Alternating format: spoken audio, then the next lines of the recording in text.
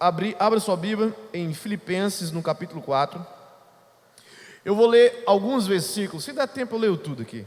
Vamos tentar ler aqui. Eu vou pulando alguns versículos que eu vou falar mais sobre eles hoje, pode ser? Amém? Vai me acompanhando aí, hein? Eu vou pular os versículos, tá? Presta atenção. A partir do verso 1, diz assim: portanto, meus amados irmãos, de quem tenho muita saudade, vocês que são a minha alegria e coroa, sim, meus amados, permaneçam deste modo, firmes no Senhor. Peço a Evódia e peço a Sintique. Olha, para quem não vai ter filha, né? Tá aí bons nomes para você colocar na sua filha: Evódia e Sintique, tá? Que no Senhor tenham o mesmo modo de pensar. Repete comigo: mesmo modo de pensar. Peço também a você, fiel companheiro de jugo, que auxilie essas mulheres, pois juntas se esforçaram comigo no Evangelho, juntamente com Clemente. Olha, tem Clemente também, tá? Clemente e com os demais cooperadores meus, cujos nomes se encontram no livro da vida. Alegre-se sempre no Senhor. Outra vez digo, alegre-se. Versículo 6: não fiquem preocupados com coisa alguma, mas em tudo sejam conhecidos diante de Deus os pedidos de vocês, pela oração e pela súplica com ações de graça. E a paz de Deus, que excede todo entendimento, guardará o coração e a mente de vocês em Cristo Jesus. E finalmente, irmãos, tudo que é verdadeiro, diga comigo, verdadeiro. Tudo que é respeitável, diga respeitável. Diga justo, puro. Tudo que é amável, tudo que é de boa fama, se há alguma virtude ou algum louvor, nisto pensai. Que ocupe o pensamento de vocês. Agora, pula para o versículo 11. Digo isto não porque esteja necessitado, porque aprendi, repete comigo, aprendi a viver contente, repete comigo, contente. Grifa isso aí, irmão, em nome de Jesus, diga contentamento. Aprendi a viver contente com toda e qualquer situação. Sei o que é passar necessidade, sei também o que é ter em abundância. Aprendi, diga aprendi. O segredo. Quem quer aprender um segredo aí? Olha, Paulo está ensinando um segredo. Diga, aprendi o segredo de toda e qualquer circunstância. Presta atenção, queridos. Esse segredo todos nós devemos aprender. Aprendi o segredo. Olha só isso. Isso, quantos milhões valem isso? Aprendi o segredo de toda e qualquer circunstância. Presta atenção, irmão. Tem um monte de coach ensinando um monte de coisa, como você passar. Paulo está escrevendo, dizendo que ele aprendeu a viver em toda, diga toda e qualquer circunstância. Isso vale $1 bilhão ou mais. Aprendi o segredo de toda e qualquer circunstância, tanto de estar alimentado como de ter fome, tanto de ter em abundância como de passar necessidade. Diga, tudo posso naquele que me fortalece. Versículo 18: recebi tudo e tenho até de sobra, estou suprido. Diga comigo, estou suprido. Desde que Epafrodito, é um bom nome para quem vai ter menino, tá? Epafrodito me entregou o que vocês me mandaram, que era uma oferta de aroma agradável, um sacrifício que Deus aceita e que lhe agrada. Até aqui. Obrigado, Senhor, por essa noite. Toma o controle desse culto, porque esse culto, ele vem de Ti, ele é por meio de Ti, ele é para Ti. E que nós possamos todos ser edificados, Pai, transformados pela renovação do nosso entendimento. Que em nome de Jesus Cristo possamos aprender um pouco mais de Ti hoje. E que possamos ter o mesmo modo de pensar, em nome de Jesus. Amém? Você pode sentar, queridos.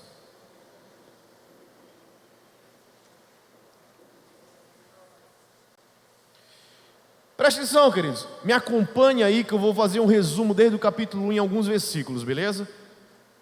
Beleza? Paulo, ele mostra nessa carta aos Filipenses uma clareza, uma maturidade de propósito visto em poucos homens. Paulo, ele nos ensina que aprender a viver em qualquer circunstância é um segredo. Presta atenção, queridos. Nós só conseguimos nos alegrar em circunstâncias adversas. Escreve isso na tábua do teu coração.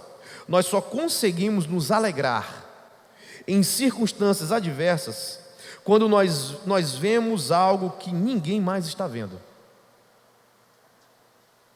Quando nós conseguimos enxergar algo que ninguém está enxergando. Quando nós estamos conectados em Cristo de uma forma e consequentemente no seu propósito, na plenitude de Cristo, nós vemos o invisível. É por isso que ele escreve dizendo que nós não devemos viver pelo que nós vemos, não andar por vista, porque aquilo que se vê é transitório, vai passar, mas aquilo que não se vê é eterno. Paulo, ele nos ensina uma alegria em viver em qualquer circunstância, que para nós obtermos essa alegria, a primeira coisa que nós precisamos entender é que eu e você podemos ter a mesma alegria que Paulo vivia. É a primeira coisa. A segunda coisa, como chegar nessa alegria? Só existe uma forma, queridos, é estar tão conectados com Cristo, que onde todo mundo está vendo desgraça, você está vendo solução. Onde todo mundo está vendo luto, você está vendo a volta de Cristo. Onde todo mundo está vendo falência, você está vendo uma oportunidade de empreender numa outra coisa. Quantos estão entendendo? Cara, Paulo estava numa circunstância difícil quando ele escreve essa carta. E ele já inicia, eu vou fazer um resumo rápido de Filipenses, porque eu não tenho pretensão de pregar em cima do que os pregadores já pregaram, amém? Eu quero apenas sintetizar algo na sua mente. E vamos iniciar pelo capítulo 1, o versículo 21. Paulo, ele dá uma ênfase, para mim, esse capítulo se resume nessa ênfase. Ele diz, porque para mim o viver é Cristo, e se morrer é lucro. Para mim, se eu continuar vivo, eu vou viver para Cristo. E se eu morrer, eu estou no lucro. E por que ele está no lucro? Primeiro, ele diz que ele estará com o Senhor. Segundo, ele diz, se ele morre, ele vira mito. Ele não disse isso, mas nas entrelinhas dá para entender que se ele morresse, a igreja que ele tinha pregado, iniciado em vários lugares, a igreja ia vê-lo como uma inspiração. Entende? Então ele está dizendo o seguinte, queridos, parafraseando Paulo, ele está dizendo no capítulo 1, quer vivo ou morto, o propósito vai se cumprir. Vivo ou morto, Jesus vai ser pregado, porque se eu viver, eu vou ajudar a pregar um pouco mais, por amor a vocês, mas se eu morrer, vão falar dos feitos e maravilhas que eu fiz, por amor a Cristo Jesus. O propósito vai se cumprir, o legado vai continuar. Quantos estão entendendo? É por isso que eu acredito, isso digo eu, não a palavra, digo eu, acredito que Paulo estava naquele momento de êxtase. Quando ele escreve a carta aos Filipenses, não que ele tivesse emocionado, não, queridos, aquilo era um estado de vida dele, era um estilo de vida dele, mas para mim, eu vejo dessa forma, e como eu vejo, é particular meu, amém ou não amém?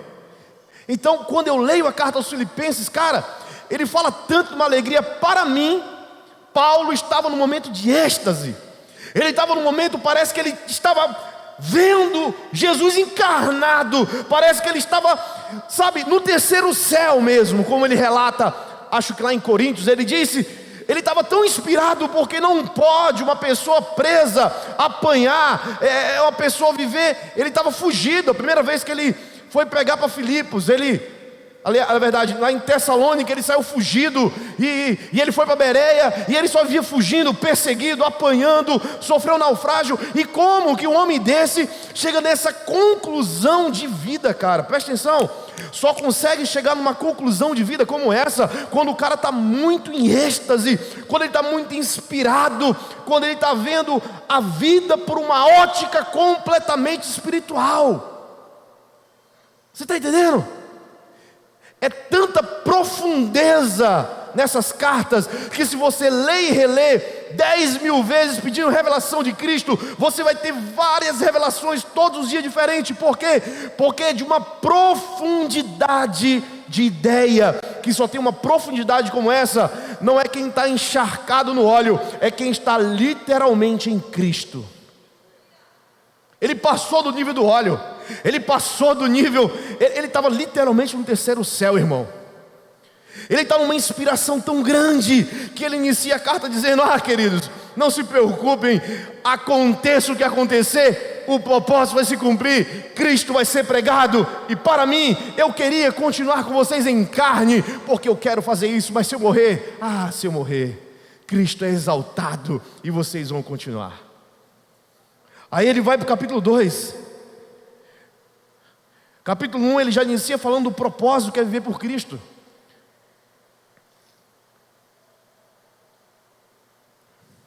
Se você perguntar para muitos cristãos o que é viver com Cristo, sabe o que eles vão dizer? Viver com Cristo é bom, eu me sinto bem. Se eu te perguntar o que Cristo é para você, sabe se você sabe responder? O que Cristo representa para você de fato, não de letra, mas de fato, de vida mesmo, não aquilo que você aprendeu na escola bíblica ou leu na Bíblia. Não, Cristo é amor. Não. Se eu perguntar para você: até hoje na tua vida, até chegar o dia 30 de junho de 2021, o que Cristo foi para você? O que Ele fez na tua vida? Qual foi a experiência que você teve que te fez acreditar nele? De onde Ele te tirou? Alguns vão dizer: pastor, Cristo me curou, eu tinha um câncer. Pastor, eu estava com depressão. Pastor, eu estava falido financeiramente. Outro vai dizer: pastor, Cristo em mim, eu estava no mundo das drogas. Pastor, para mim Ele restaurou meu casamento. Isso é o que Ele fez. E a partir do que Ele fez, o que Ele é para você? O que Ele continua sendo para você? Porque Paulo, ele é muito claro quando ele diz, no capítulo 1, Ele é o meu propósito de vida. Você entende isso, irmão? É o propósito que eu tenho, nada é maior do que isso. Outros vão dizer: Cristo me prosperou. Beleza, e o que mais? E agora? Faz o que com a prosperidade? Capítulo 2, no versículo 2, coloca para mim, capítulo 2, versículo 2. Então, completem a minha alegria tendo o mesmo modo de pensar.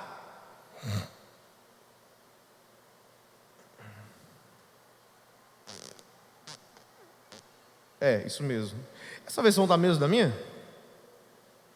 Tá. Tendo o mesmo modo de pensar, tendo o mesmo amor e sendo unidos de alma e mente. Passa, não faço nada por interesse pessoal. Vai para o versículo 5. Tenham vocês o mesmo modo de pensar. Diga, o mesmo modo de pensar que Cristo Jesus. Algumas versões diz: tenham o mesmo sentimento. Tenham o mesmo sentimento que houve em Cristo Jesus. No versículo 2 ele também fala: tenham o mesmo sentimento. A palavra é a mesma, no original vai dar a mesma coisa, pensar e sentir. Está falando de alma. Pode continuar com a NAA, não tem problema. Mesmo modo de pensar em Cristo Jesus, continua. Que mesmo existindo na forma de Deus, não considerou ser igual a Deus algo que deveria ser retido a qualquer custo. Pelo contrário, Ele se esvaziou assumindo a forma de servo, tornando-se semelhante aos seres humanos e reconhecido em figura humana. Ele se humilhou, tornando-se obediente até a morte, e morte de cruz. Paulo, ele dá uma ênfase no capítulo 2, dizendo: olha, vocês precisam ter o mesmo sentimento. Vocês precisam pensar a mesma coisa, tenham o mesmo modo de pensar, tenham o mesmo sentimento que houve em Cristo Jesus. E ele começa a falar de dentro para fora. Vocês devem sentir e pensar da mesma forma.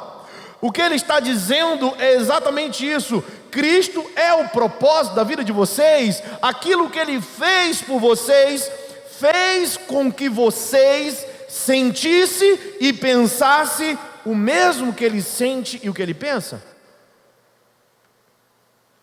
E ele diz, olha, sabe Cristo? Pois é, ele mesmo sendo Deus, não usou de usurpação ser igual a Deus. Aí ele diz, como foi Cristo? Algumas versões dizem, ele aniquilou a sua divindade, cara. Ele aniquilou-se a si mesmo como Deus. E em figura humana, como homem, ele se fez servo. E ele se humilhou, tornando-se obediente até a morte. E morte de cruz. O que ele está dizendo é, uma vida com Cristo, quando nós temos o entendimento e o sentimento que é viver como Cristo, nós conseguimos entender como se alegrar no meio das adversidades. Quando nós entendemos que a nossa vida não tem a ver com a terra, mas com o céu. Ou melhor, que o céu na terra é a partir de nós. Você sabia que o céu na terra é você na terra? Então quando você ora assim, Senhor, desce o céu desse lugar, preste atenção, queridos. A Bíblia diz que Deus ele entregou a terra aos filhos dos homens. Ele disse, os céus são o céu do Senhor, e lá vivem quem? Os anjos estão lá, certo? E a Bíblia diz que a terra ele deu aos filhos do homem. Aos filhos. Ele sujeitou aos filhos. Então quando você ora ao Senhor que você quer ver o mundo espiritual, cara, quer ver o mundo espiritual? Pede para que o céu entre em você, porque é o céu em você, a glória é na terra. Então o que ele está dizendo é que vocês tenham o mesmo modo de pensar, que vocês vivam o mesmo estilo de vida que viveu Jesus, que mesmo sendo Deus não usou de usurpação ser igual a Deus. Sabe o que ele está dizendo, queridos? O parâmetro é alto, Deus. Então ele está dizendo, sabe José de Arimateia, rico? Pois é, ele também viveu desse jeito, ele se humilhou. Sabe Jasson, por exemplo, que é da igreja de Tessalônica, que foi que provavelmente é parente de Paulo. A história conta que Jasson poderia ser, ele foi pagar a fiança deles, provavelmente era um homem de posses, um homem rico. Haviam vários homens ricos seguindo Paulo, e mulheres ricas também seguindo o ministério, e a igreja primitiva. E quando ele diz isso, ele está dizendo, sabe o quê? Sabe o teu doutorado? Pois é, o teu sentimento tem que ser o mesmo de Cristo Jesus. Sabe aqueles 10 milhões que tu tem na conta? Pois é, que o teu sentimento seja o mesmo de Cristo Jesus. Ah, você é filho do Bolsonaro? Deixa eu te dizer, tem que ser igual Cristo Jesus. Ah, você é presidente dos Estados Unidos? Pois é, que haja em você o mesmo sentimento que houve em Cristo Jesus. Mesmo sendo Deus, não usou de usurpação ser igual a Deus. Você entende, querido? Repete comigo, estilo de vida. Diga estilo de vida. E ele aprofunda isso cada vez mais. E ele vai para o capítulo 3, e ele começa a entrar no santo dos santos, literalmente. Preste atenção. Versículo 7 e 8 de capítulo 3, ele diz assim: mas o que para mim era lucro, isto considerei como perda por causa de Cristo. Diga perda. Na verdade, considero tudo como perda. Nós falamos isso semana passada, o pastor Jacques ministrou sobre isso. Considero tudo como perda por causa da sublimidade do conhecimento de Cristo Jesus, meu Senhor. Por causa dele, perdi todas as coisas e as considero como lixo para ganhar a Cristo. Grifa esse versículo na tua Bíblia e coloca na tábua do teu coração, irmão. Na verdade, considero tudo como perda por causa da sublimidade do conhecimento de Cristo Jesus, meu Senhor. Por causa dele, perdi todas as coisas e as considero como lixo para ganhar a Cristo. Presta atenção, queridos. O que Cristo é para você? Se nós tentarmos agora fazer uma viagem para dentro de nós, tenta imaginar agora você viajando para dentro de você. O que você mais quer? O que você mais deseja? O que você mais deseja? Eu vou tentar explicar de uma forma até meio diferente. Vamos lá. Sabe o teu pecado? Aquilo que tu peca? Sabe aquele prazer em ver pornografia? Talvez se masturbar? Sabe aquele prazer de fumar uma maconha, cheirar um pó? Sabe aquele prazer de trabalhar? Tem gente que tem prazer em trabalhar, quer porque quer trabalhar. Sabe aquele prazer em ganhar dinheiro?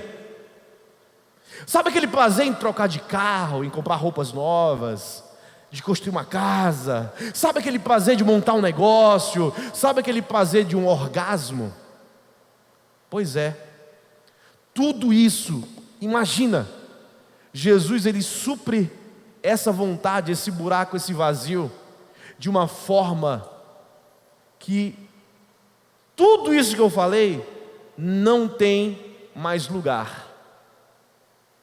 Jesus, ele é o que supre tudo em todos.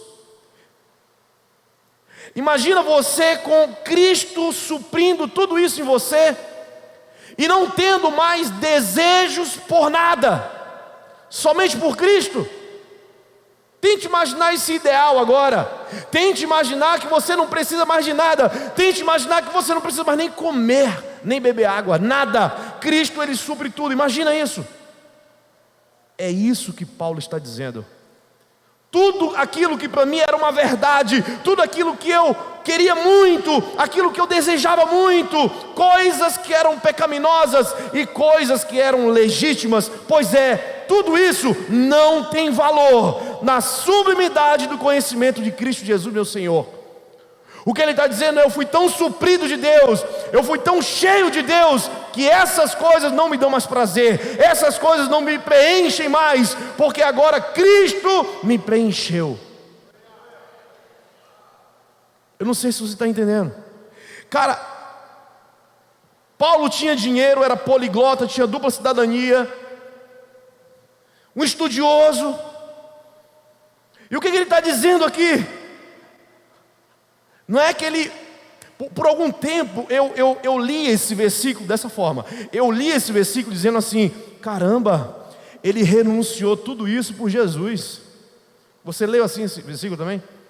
Olha quantas coisas Paulo renunciou por Jesus, cara. Cara, que lindo. Olha, tudo isso é como lixo. Não. Não é que ele renunciou, não é isso. A revelação dessa palavra não tem a ver com isso. A revelação dessa palavra, Cleison, o que ele quer dizer é o seguinte: sabe, tudo isso que para mim era algo que eu queria muito, perdeu o valor. O que você quer tanto hoje? Som do teu coração agora, faz uma pergunta para ti mesmo: o que mais você quer hoje? Casar? Trocar de carro? Ganhar 10 mil reais por mês?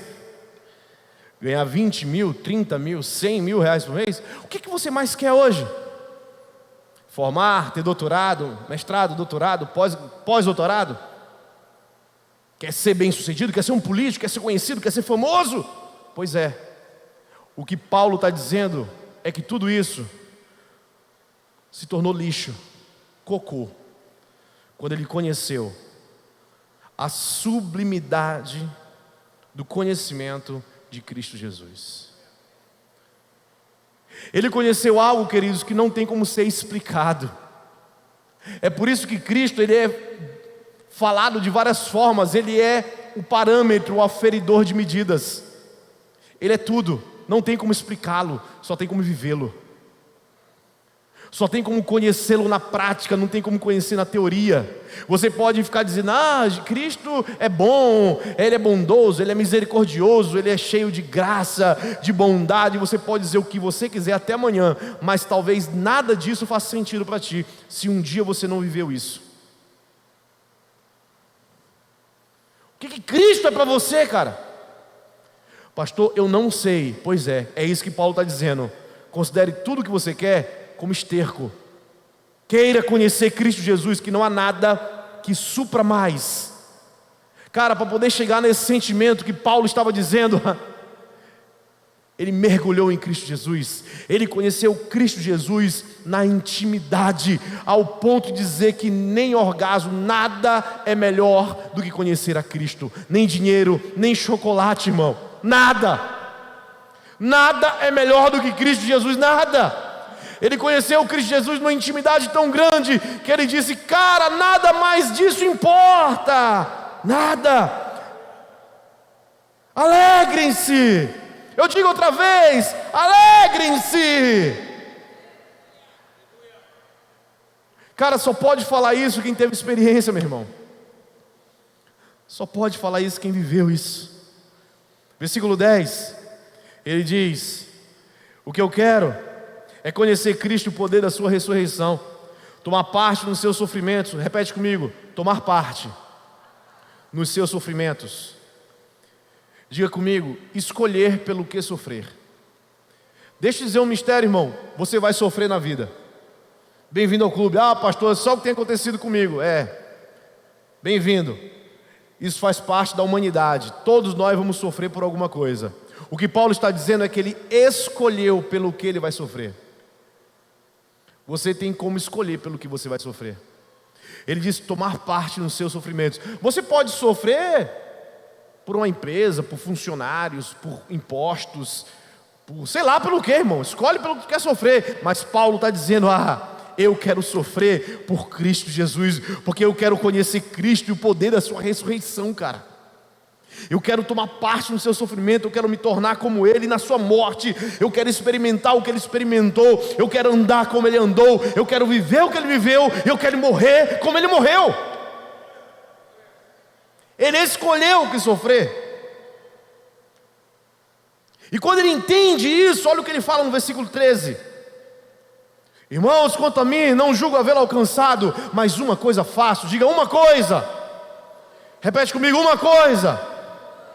Somente os maduros, somente na maturidade a gente consegue viver por uma única coisa. Enquanto a gente não está maduro, a gente atira para todo lado, a gente não sabe o que fazer, a gente caminha por todos os lugares, a gente quer montar todos os tipos de negócio, a gente nem sabe o que quer direito, irmão. A gente vai igual metralhadora, apontando para todo lado, vendo se dá certo, erra, acerta, erra, sabe? Aquela salada, aquele negócio. Pois é, Paulo não. Ele disse: eu já conheci o que eu precisava conhecer. Eu cheguei a um nível de intimidade que nada mais me satisfaz. Eu agora quero viver por uma única coisa. Só uma coisa eu faço, que é conhecer a Cristo. É prosseguir. Aí no versículo 19... ele fala daqueles que pensam o contrário. O destino deles é a perdição, o Deus dele é o ventre. Diga: o ventre. E a glória deles está naquilo que deviam se envergonhar, visto que só pensam em quê, irmão? Só pensam em quê? Percebe? O que ele está dizendo é o seguinte: quem só pensa nas coisas terrenas, o destino deles é a perdição. O Deus dele é o ventre. O que ocupa o teu pensamento? O que você sente tanto? Cara, quer saber quem é o teu Deus? Quer saber quem é teu Deus? Me fala teus planos. O que você mais pensa? Ah, pastor, estou com um plano de montar um negócio, só penso nisso agora. Talvez esse seja o teu Deus agora. Pastor, estou com um plano de casar, talvez esse seja o teu Deus agora. Talvez teu namorado, tua namorada virou teu Deus, teu ídolo. Pastor, eu não vou descansar enquanto não comprar minha moto. A tua moto virou o teu Deus, teu objeto de idolatria. Me conta teus planos, que eu te digo quem é teu Deus. Porque, queridos, é diferente, sabe? Quando nós queremos agradar a Deus, aí nós usamos as coisas. Não, eu quero montar um negócio para glorificar o nome de Deus. Eu quero ter dinheiro para poder, sabe? É diferente o negócio. Sabe, parece que quando a gente só pensa em Deus, tudo que a gente faz é pensando nesse propósito que Ele mesmo colocou em nossos corações. Então a pergunta que eu tenho para você é: para que você trabalha? Para que você estuda? Por que você tem o que tem? Para que serve teu dinheiro? Para que serve o teu tempo? Para que serve tua vida, irmão? Para que serve? Está entendendo porque ele fala: pensem, sintam, tenham o mesmo modo de pensar, tenham o mesmo sentimento. Sabe por quê? Ele está dizendo que isso invada a vida de vocês de uma forma que nada mais faça sentido. Você vai para a faculdade, você vai se formar, você vai fazer pós-graduação, mas vai ter um propósito e um sentido, vai ter um porquê. Quantos estão entendendo? Agora, se for somente nas coisas terrenas, irmão, ele dá uma dica: deviam se envergonhar disso. Sabe por quê? Está apostando naquilo que já está falido. Se você quer apostar, investir muito nas coisas da terra, eu quero te dizer que a Bíblia nos conta que haverá novos céus e nova terra. Eu quero dizer que as ações da terra vão cair.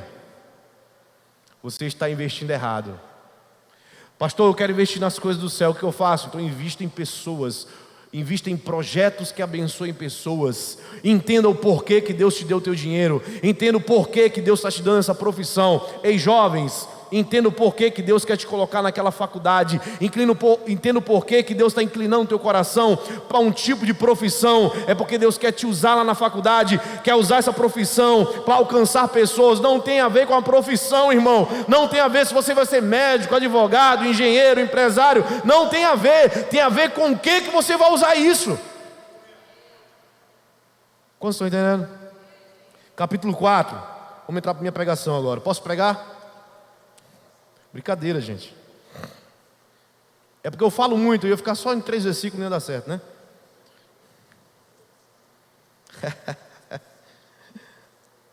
Estou acabando, viu, irmão? Posso mais uns 10 minutos aí, ou não? Ou encerro? Posso uns 10 minutos mais? Capítulo 4, versículo 2 e 3. Ele diz: peço a Evódia e a Sinti que no Senhor tenham o mesmo modo de pensar. E peço também a você, fiel companheiro de julgo, que auxilie essas mulheres, pois juntas se esforçaram comigo no Evangelho, juntamente com Clemente e com os demais cooperadores meus, cujos nomes se encontram no livro da vida. Segura aí. Preste atenção. Ninguém sabe quem é esse fiel companheiro, só há especulação. Ninguém sabe quem é um fiel companheiro. O que a gente entende aqui, irmão, é que Sintique, Evódia e Clemente, havia ali não uma briga, mas uma divergência de ideias. Talvez elas queriam muito fazer algo para o Senhor e estavam talvez uma divergência de como iriam fazer. Ou estavam pensando: não, para mim eu penso dessa forma. Aí outra disse: não, para mim é de outra forma. Porque ele pede que o companheiro dele auxilie essas mulheres, para que elas tenham o mesmo modo de quê? Entende? O que Paulo está dizendo é assim: Tom, essas mulheres são preciosas para mim, sabe? A Leila, a Eliene, a Thaís, pois é, elas são cooperadoras minhas no Evangelho, Tom. Eu peço que você auxilie elas para que elas possam pensar da mesma forma. Elas talvez estão pensando de forma diferente. Ajuda elas lá. Como estão entendendo? Cara, Paulo está ensinando à igreja o seguinte: que todos nós devemos ter unidade de propósito, unidade de pensamento. Não importa o que eu acho, importa o que Deus acha. Ah, não, mas sabe aquele cara que ele só critica? Ele diz: não, mas eu acho que devia ser diferente. Ah, eu acho que o culto devia começar mais tarde ou mais cedo. Eu acho que o culto devia terminar antes. Tu não acha nada, irmão, tu não tem que achar. Tem que ter o mesmo modo de pensar. Amém ou não amém?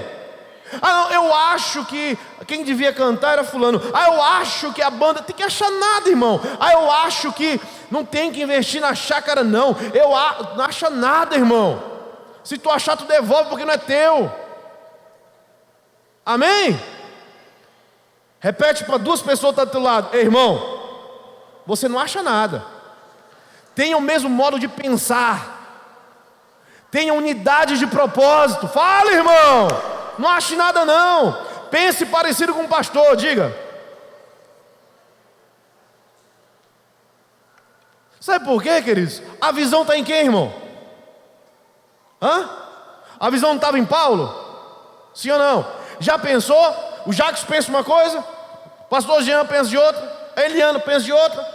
Eu digo: ei, pode parar com brincadeira aí, rapaz. Tem o mesmo modo de pensar, embora, senão ninguém chega a lugar nenhum. Nós precisamos pensar do mesmo jeito. É Cristo Jesus, autor e consumador, não tem a ver conosco. Nós só somos cooperadores. Não é um privilégio poder estar servindo Ele. Ei, bora parar de graça. Vamos pensar do mesmo jeito, sentir do mesmo jeito, porque tem muita coisa para fazer. Amém, irmão? Então fala para o teu cônjuge aí, quem é casado: tem que pensar do mesmo jeito, mulher ou marido.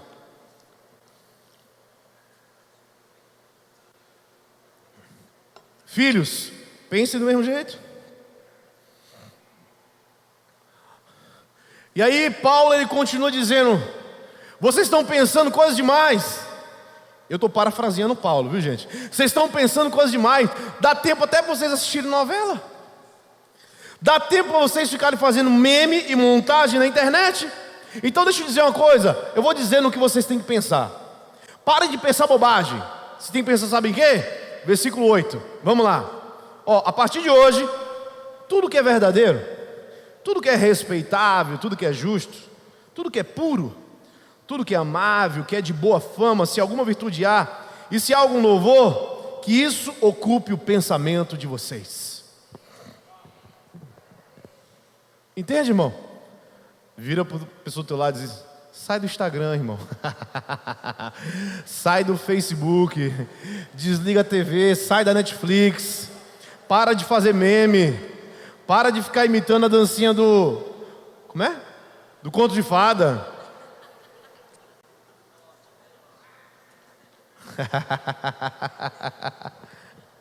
Tô brincando, irmão. Isso aí é pra gente brincar, tá? Mas tem gente que vive nisso mesmo, né? Eu não estou falando de um que faz uma vez ou outra. Estou falando de gente que vive nisso. E Paulo está dizendo: vocês têm que pensar naquilo que é verdadeiro, naquilo que vem de Cristo Jesus. Cara, presta atenção no que eu vou te dizer agora aqui. Eu gosto de Instagram, eu brinco também. Mas deixa eu dizer uma coisa. A Bíblia diz que a boca só fala e o coração está cheio, sim ou não? Quer conhecer uma pessoa? Veja os stories dela. Você vai ver o que está no coração dela. Eu não estou falando para aqueles que trabalham com Instagram, né? Por exemplo, o Henrique vai fazer propaganda da Fael, é claro, ele trabalha na Fael. Da Sacaria Regia, é claro que vai fazer. Agora, pessoas que só postam um tipo de coisa, outro tipo de coisa. O Stories fala do que está cheio o coração. É ou não é, irmão? Eita, o pastor está pegando pesado. Tô não, irmão, você tem o mesmo modo de pensar. Pense naquilo que é de boa fama. Faça as suas brincadeiras, faça as coisas, mas entenda, você não é isso. O seu plano não é da terra e nem é para a terra. Você é cidadão do céu. Alegre-se, tenha o mesmo pensamento, tenha o mesmo sentimento que houve em Cristo Jesus. Se você está investindo somente na terra, maldita pessoa você é. Ele diz: miserável homem que sou. Ai, irmão, para de investir na terra. Você não é cidadão da terra, você é cidadão do céu. Tenha o mesmo modo de pensar. Sacode alguém do teu lado e diz: acorda, irmão. Tenha o mesmo modo de pensar. Eu quero ver amanhã todo mundo fazendo devocional no Instagram, hein? Deus vai ficar como lição de casa. Faça um devocional de manhã e poste. Olha, Deus fala. Você vai dizer que o pastor falou, não. Deus falou comigo, eu quero compartilhar com você. Olha, lá em tal. Pois é, Deus falou isso comigo, você vai fazer isso amanhã. Quem vai? Deixa eu filmar. Quem vai? Eu vou perguntar de novo. Eu vou até diminuir a câmera para expandir mais. Amanhã, valendo. Amanhã vocês vão fazer devocional no Instagram para postar nos stories. Quem vai? Segura a mão aí, segura a mão aí. Quem vai? Olha, eu estou vendo. Segura a mão aí em cima. Quem vai? Eu vou ver amanhã, viu? Sabrina vai? Deixa eu botar aqui. Quem mais? Olha, Larissa, vou pegar. Depois me dá o Instagram da Larissa, viu, Thaís? Olha aí. Calma, segura aí, irmão, segura aí. Quem mais? Tá registrado, eu vou passar domingo aqui, viu? Domingo no culto de Santa Ceia. Você me ajuda a ver. Dever de casa, irmão. Amém ou não amém? Aí sabe o que Paulo fala? Olha que coisa linda, gente. Volta ao versículo 6. Presta atenção. Não fiquem preocupados com coisa alguma, mas em tudo sejam conhecidos diante de Deus os pedidos de vocês, pela oração e pela súplica, com ações de graça. E a paz de Deus, que excede todo entendimento, guardará o coração e a mente de vocês em Cristo Jesus. Olha o que Paulo está falando. Lembra que ele fala para Evódia, Sintique e Clemente tem o mesmo modo de pensar? Aí ele continua falando isso aqui, 6 e 7. É como se ele estivesse falando: gente, ou igreja da família debaixo da graça, ou igreja filipense, presta atenção, não se preocupem, descansem. Volta lá, me ajuda lá no 6, vai. Não se preocupem. Em tudo seja conhecido diante de Deus os pedidos de vocês. Sabe, eu imagino aquele povo meio assim: não, eu acho que deveria fazer assim. Paulo está preso, não sei, cara, vamos fazer assim, vamos fazer assado. Não, devia fazer assim. Paulo está dizendo: ei, não se preocupem. É como se ele estivesse falando: cara, não te esquenta que o propósito vai se cumprir. Não depende de nós, depende do Espírito Santo. Ei, relaxa, não depende de ti. Sabe o que você tem que fazer só? Aí ele diz: orem, pedidos de vocês em oração e pela súplica, e com ações de graças. O que é ações de graça? É ações de gratidão. Sejam gratos em tudo, porque quando vocês orarem, suplicarem a Deus e continuarem ofertando, abençoando os outros e servindo as pessoas, que isso são ações de graça, aí o que Deus vai fazer? E a paz de Deus, que excede todo entendimento, que não tem como entender essa paz, ela vai entrar no coração de vocês e vocês serão consolados. É uma paz que excede todo entendimento, né, Merian? Cadê Merian? É assim ou não é? É uma paz que excede todo entendimento, que não tem como explicar. Está na diversidade, mas Deus colocou uma paz que excede todo entendimento, está acima do nosso entendimento, e Ele está guardando os nossos corações e as nossas mentes. Então não se preocupem, confiem em Deus, ore a Deus, suplique a Deus, pare de culpar os outros pelas suas frustrações. Deixa eu te dizer uma coisa muito séria. Pense em alguém que você ficou chateado na última semana, ou hoje mesmo. Alguém, qualquer pessoa. Estou chateado com fulano, está com raiva de alguém, sei lá. Pensa. Pensou aí? Ixi, pastor, tem uns 10, tá? Escolhe só um. Você sabe por que você está chateado com essa pessoa? Você sabe por que você está culpando essa pessoa? Sabe por quê? Porque você colocou uma grande expectativa sobre ela. Não tem a ver com essa pessoa. Você lançou sobre ela uma preocupação, algo exagerado que ela não tem como suprir. E aí, como ela não supre, você fica o quê? Frustrado. Na verdade, quem errou não foi a pessoa, foi você que lançou uma grande expectativa. Quem é casado aqui? Se teu cônjuge estiver aí contigo, olha para o teu cônjuge agora. Se teu cônjuge não estiver aqui, pensa nele agora. Sabe o que aconteceu? Você colocou expectativa demais no teu cônjuge. Ele não tem como aguentar. É verdade, falar é verdade. Não tem como suprir, irmão. Não tem como. Teu cônjuge não está errado, o que está errado é você que está cobrando demais. Entende? Cadê os filhos aqui, os filhos? Sabe qual é o problema de vocês, filhos? Vocês estão cobrando demais, esperando demais pelos seus pais. Para de esperar. Seu pai não é Superman e sua mãe não é Mulher Maravilha. Eles são humanos.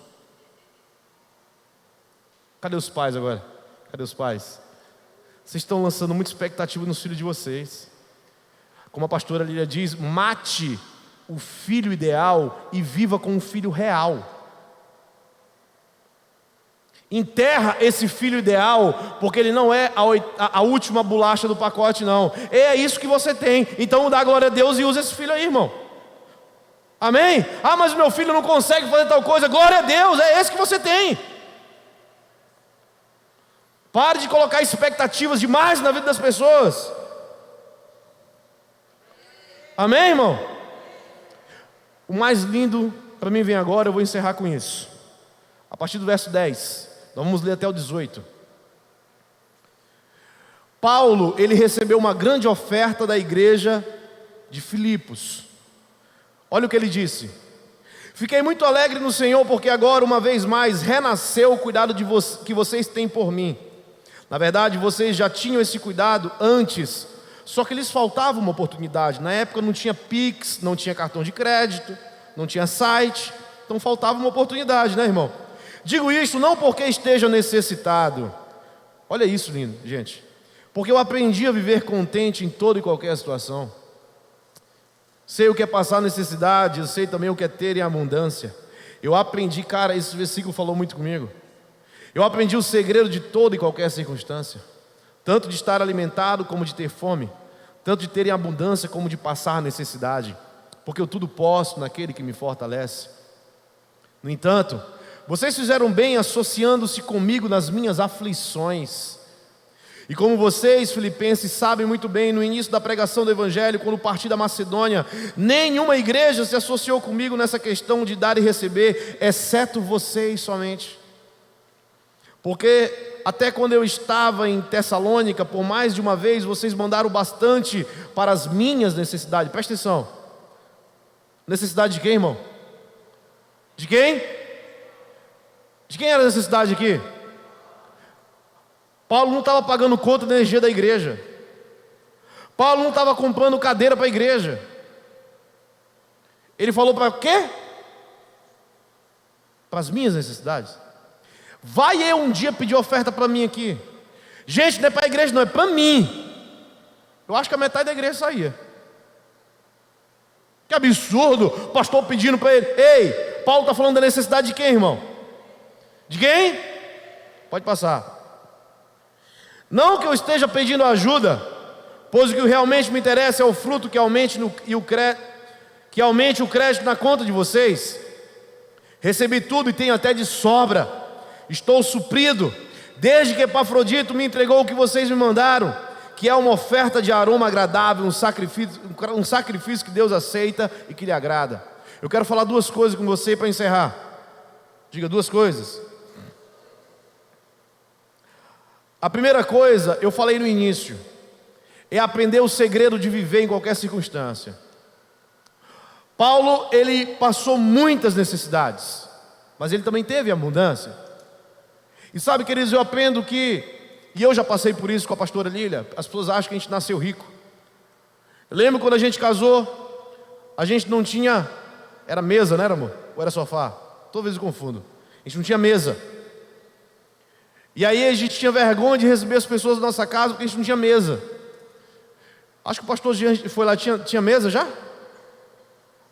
A Priscila, prima dela, eu lembro que dos Estados Unidos, veio dos Estados Unidos, não foi? Hoje ela já mora no Brasil.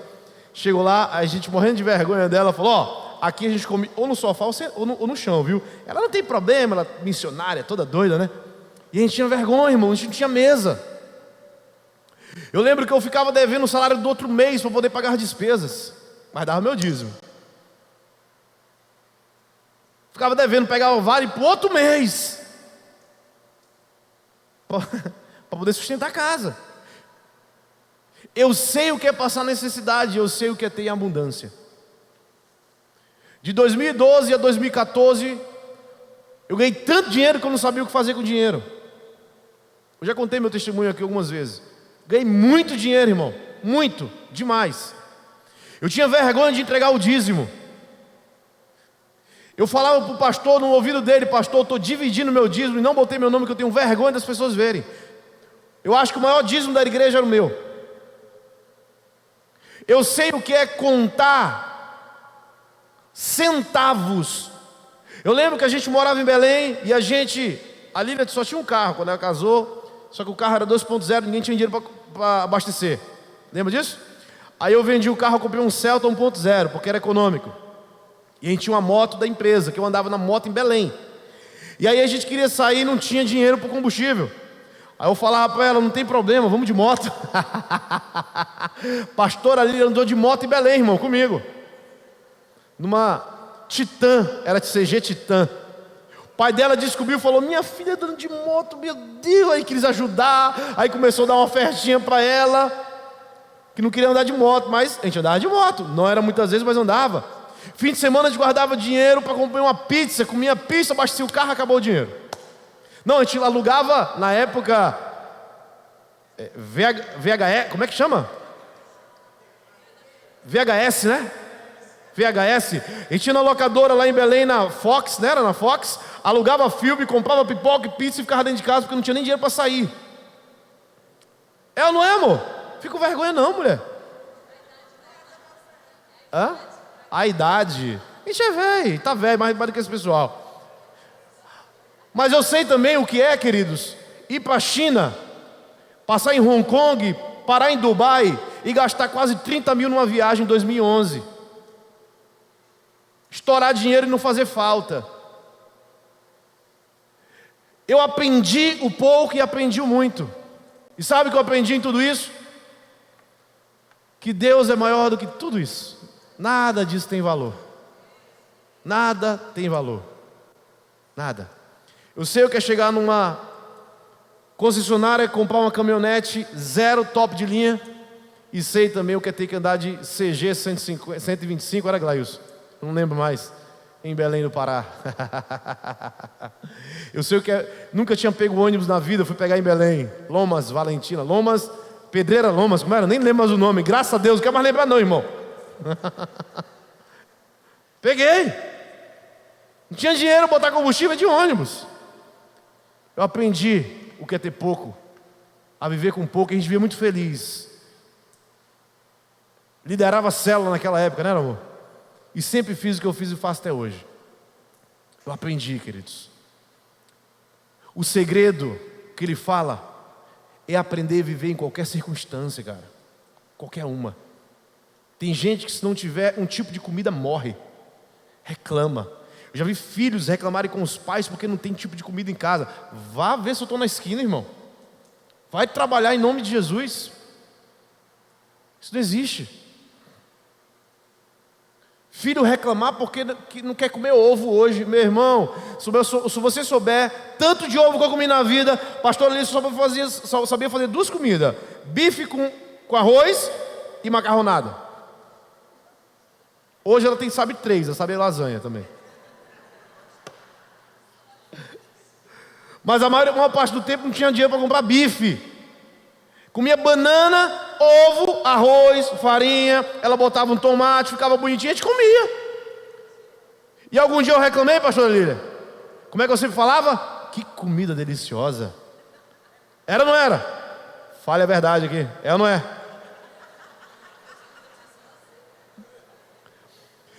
Repete comigo. Eu preciso aprender a viver em qualquer circunstância. É, irmão. E sabe o que eu acho lindo da igreja de Filipenses?